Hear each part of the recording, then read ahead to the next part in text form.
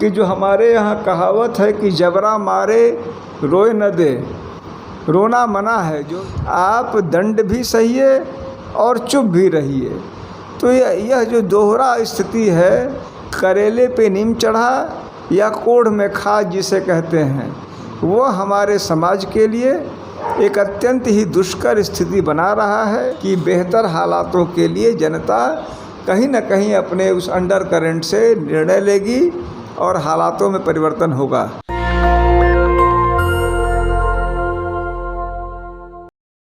नमस्कार, आप देख रहे हैं नेशनल दस्तक और मैं हूं सोनू भारती। आज हमारे साथ बहुत ही एक चर्चित चेहरा है जिनको किसी पहचान की ज़रूरत नहीं है। आईपीएस अमिताभ ठाकुर जी हैं, जो कि अधिकार सेना का भी गठन किया है। इससे पहले बहुत ही खुलकर सामाजिक विषयों पर अपनी राय रखते, अपने बात रखते हैं और उनका विरोध भी करते हैं। सर, बहुत बहुत स्वागत है। और सबसे पहले मैं आपसे ही कि जिस तरीके से भी एक मध्य प्रदेश में घटना हुई, एक युवक पे जो है पेशाब किया गया, उसके बाद कल सोनभद्र में एक लाइनमैन के द्वारा एक दलित युवक पर जो है उसको थूक चटाया गया। तो और जो भी घटनाएं इस समय चल रही हैं, इस पर आपका सर क्या कहना है?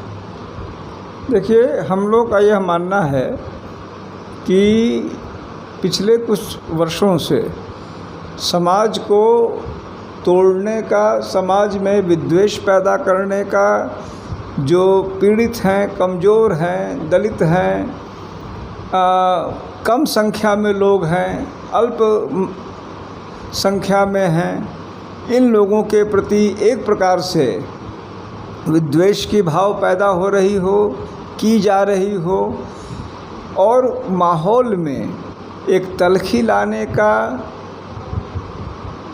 नाराज़गी और आक्रोश लाने का कार्य हो रहा है, जिसका सीधा खामियाजा कमज़ोर लोगों, कमज़ोर वर्गों द्वारा, कम संख्या में जो लोग हैं उनके द्वारा, कमज़ोर वर्गों द्वारा जिसको झेला जा रहा है। मैं समझता हूँ यह स्थिति पूर्व से पश्चिम और उत्तर से दक्षिण तक देश में अनेकानेक स्थानों पे बार बार देखी जा रही है, दोहराई जा रही है। और उसमें भी एक ख़तरनाक बात ये हो गई है कि जो हमारे यहाँ कहावत है कि जबरा मारे रोए न दे, रोना मना है। जो राम गोपाल, क्या नाम उसका, जो डायरेक्टर ने फिल्म बनाई थी, डरना मना है, उसकी जगह अब नई समझिए कि हिंदुस्तान की फिल्म एक तरह से लग रहा है हो गई है कि रोना मना है, चुप रहिए। जैसे पुरानी फिल्में थी, मीना कुमारी की फिल्म थी एक, मैं चुप रहूँगी, तो वह चुप नहीं रहिएगा तो वह भी एक अपराध माना जा रहा है।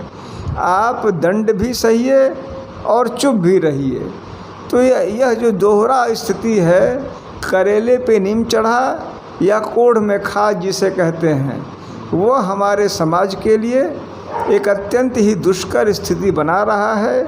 और आपके हमारे जैसे लोगों को, जो स्वयं को संवेदनशील समझते हैं, चैतन्य मानते हैं, यह मानते हैं कि व्यवस्था में हर व्यक्ति को बराबरी का अधिकार है, उनके लिए जो है इनको देखना, झेलना, समझना, अनुभव करना अत्यंत ही कष्टप्रद होता जा रहा है।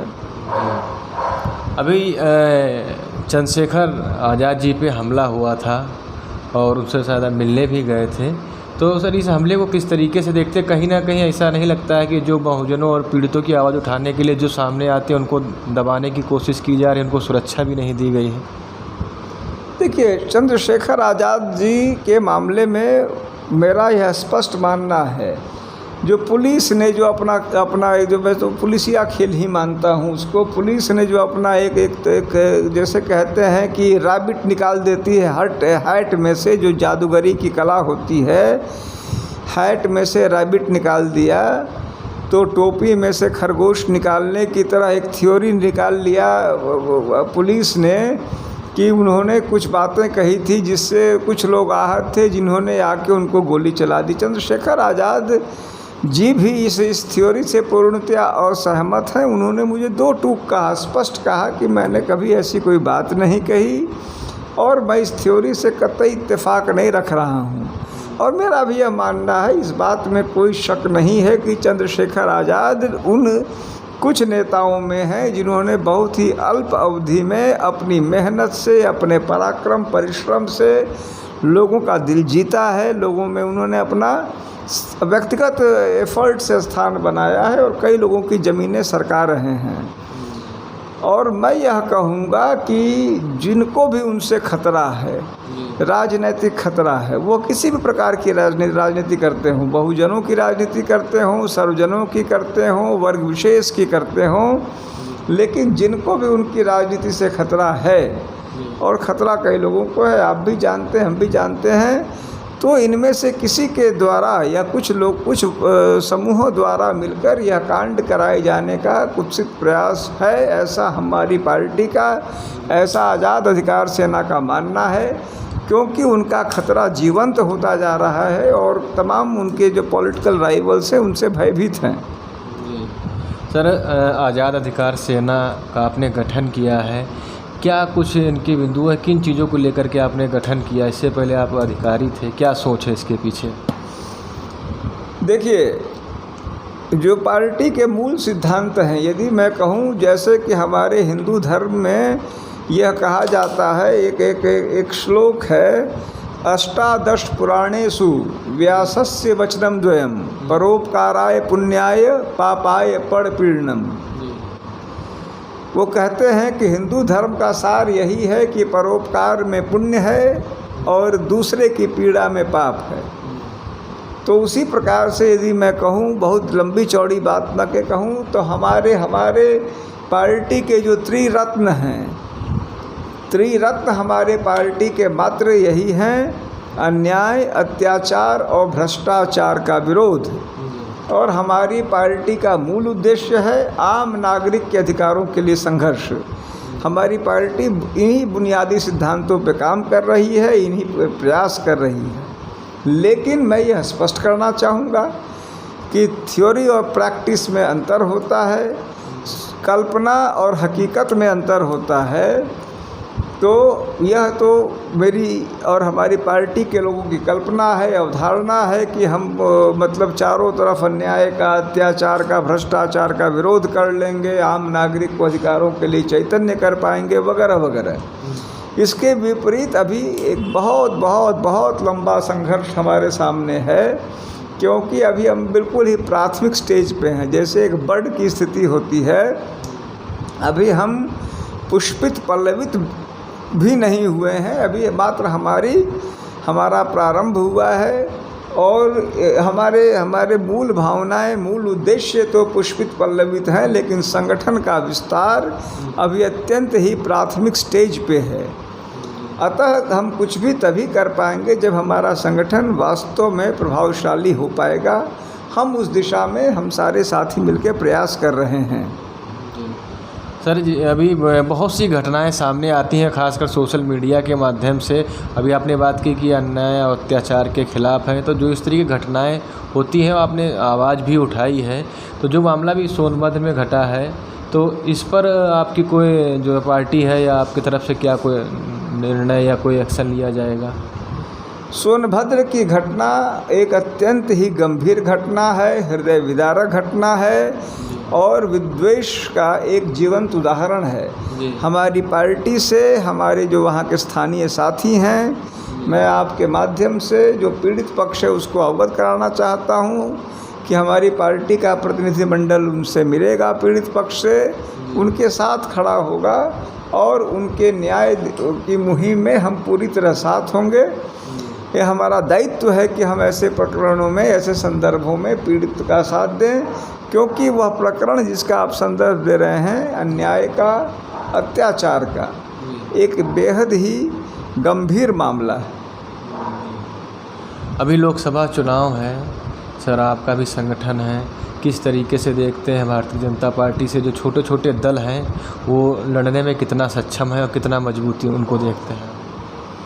देखिए, चूँकि सच बोलना भी ज़रूरी है और इसीलिए कि अब हम राजनीति कर रहे हैं तो हर बात ही झूठ बोलें और बढ़ा चढ़ा के बोलें और लफाजी करें, ये मुझे पसंद नहीं है।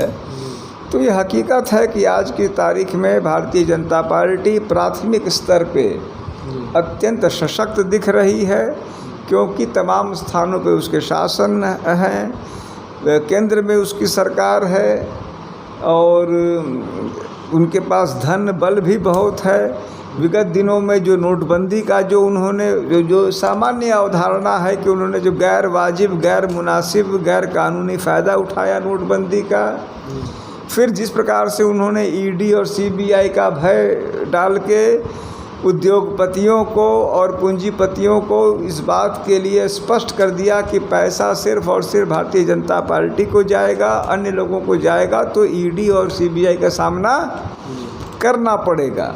तो इन तमाम बातों ने अब एक प्रकार से पूंजी भी भाजपा तक ही सीमित कर दी है। मौजूदा समय में प्राथमिक स्तर पे, बाह्य स्तर पे लग रहा है कि भारतीय जनता पार्टी अभेद्य है, लेकिन अब यह लेकिन महत्वपूर्ण है, वे लोग जिन्होंने सन 77 की, सन 76 की स्थितियों को देखा है, जो आपातकाल को जिन्होंने अनुभव किया है, जैसे मैं भी उसमें बालक था, मुझे याद है, हमारी पीढ़ी को याद है कि आज की भाजपा जितनी अभेद्य लग रही है उससे कम अभेद्य इंदिरा गांधी जी की कांग्रेस नहीं लग रही थी। लेकिन हमने वहाँ देखा था एक अंडर करंट जो बहा। उस समय आप लोग नहीं थे, न ये सोशल मीडिया था, न फेसबुक था, न ट्विटर था, न व्हाट्सएप था, न इलेक्ट्रॉनिक मीडिया था, लेकिन शब्द से शब्द, जैसे 1857 की क्रांति बताते हैं कि रोटियों ने फैला दिया, यहाँ से रोटियाँ चली वहाँ चली गई, मेरठ से न जाने कलकत्ता तक चली गई रोटियाँ, उसी प्रकार मुंह से शब्द, शब्द से शब्द पूरे देश में फैल गया। और इंदिरा जी को आप और हम सभी विज्ञ हैं कि किस प्रकार मामूली संसाधनों में कोई 5,000 रुपये खर्च करके, कोई 2,000 खर्च के सांसद और विधायक बन गए और अरबों और करोड़ों रुपए धरे के धरे रह गए। तो जो जब जब जब जब इंसान जो है अपना मूड बदलता है, जनमानस अपना मूड बदलता है, मुझे ऐसा लग रहा है कि जो इनको लग रहा है कि अभेद्य हैं, तो जो तंगहालियाँ हकीकत में ज़मीन पे बनी हुई हैं, जो दुश्वारियाँ हैं, वही हालात को बदलने के लिए जनमानस को मजबूर करेगी और वही परिवर्तन सभी चीज़ों पे भारी पड़ेगा, ऐसा मेरा मानना है। लेकिन साथ में यह भी मेरा मानना है, और उसमें मैं भी एक विपक्षी दल हूँ, इस पर हम लोग बहुत ही छोटी हैसियत के हैं, बहुत ही प्रारंभिक हस्ते, लेकिन मैं मानूंगा कि विपक्षी दल अभी प्रथम दृष्टया बाह्य तौर पे सत्ताधारी पक्ष से 18 ही दिख रहे हैं, लेकिन यह भी मुझे आस्था और विश्वास है कि बेहतर हालातों के लिए जनता कहीं न कहीं अपने उस अंडर करंट से निर्णय लेगी और हालातों में परिवर्तन होगा। आपकी पार्टी सर जो है लोकसभा चुनाव में क्या कोई प्रत्याशी उतारने के विचार पे है, ऐसा कुछ अभी कोई निर्णय लिया गया? देखिए, पार्टी चूँकि हम राजनीतिक दल हैं और हम ये जानते हुए कि हम अभी कमज़ोर और नई पार्टी हैं, छोटी सी पार्टी है, फिर भी हमारा दायित्व है कि हम चुनाव में प्रतिभाग करें। ये हमारा कानूनी भी हमारा दायित्व है और मैं समझता हूँ कि मोरल ये भी हमारा ये है उत्तरदायित्व है, तथा हम इसमें प्रतिभाग करेंगे। मैं भी कहीं न कहीं से जो हमारी पार्टी कह रही है कि या तो बलिया से चुनाव लड़ूं या वाराणसी से लड़ूं, चूँकि वाराणसी एक महत्वपूर्ण सीट माना जाता है, वहाँ हम अपने पार्टी के विचारों को एक बेहतर पटल पे प्रस्तुत कर सकते हैं। तो वाराणसी भी संभव है, बलिया भी संभव है, चुनाव मैं भी लड़ूंगा। पार्टी के और भी जो लोग जो हमारी पार्टी के बुनियादी सिद्धांत हैं, अन्याय, अत्याचार और भ्रष्टाचार का विरोध, इन पर जो लोग ताल्लुक़ रखते हैं, जो इनसे सहमत हैं और चुनाव लड़ना चाहते हैं, ऐसे लोगों को भी हमारी पार्टी उतारेगी। तो अभी आपने देखा अमिताभ ठाकुर जी ने अपनी बात पूरी तरीके से खुल कर के रखी और विभिन्न मुद्दों पर रखी। आप ये देखिए हमारी रिपोर्ट कैसी लगी और कमेंट करके ज़रूर बताइए और देखते रहिए नेशनल दस्तक। नेशनल दस्तक की आपसे गुजारिश है कि अगर इसको बचाना चाहते हैं तो नेशनल दस्तक को सब्सक्राइब करने के लिए रेड कलर के सब्सक्राइब बटन को दबाएं, फिर बेल आइकन की घंटी दबाएं। नेशनल दस्तक को बचाने के लिए बहुत ज़रूरी है कि हर खबर को शेयर करें, लाइक करें, कमेंट जरूर करें।